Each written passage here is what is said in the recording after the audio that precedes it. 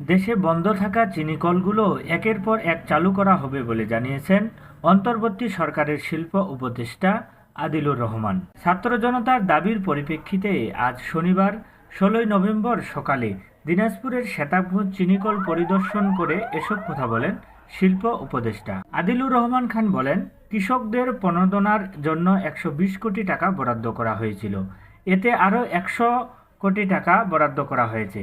চিনিকলের যে সমস্ত জমি ভূমিদস্যুদের হাতে বেদখল হয়ে গেছে তা উদ্ধার করা হবে। আমরা চেষ্টা করছি, কারণ এর মধ্যে কৃষকদের প্রণোদনা দেওয়ার ব্যাপার আছে।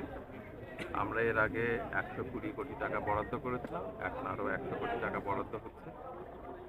আমরা চেষ্টা করছি যেন বন্ধ চিনি কলগুলো একটা পর একটা আস্তে আস্তে চালু হয়। এর মধ্যে টাস্ক ফোর্স করা হয়েছে, আপনারা জানেন, যার মধ্যে আখ চাষিদের প্রতিনিধিরাও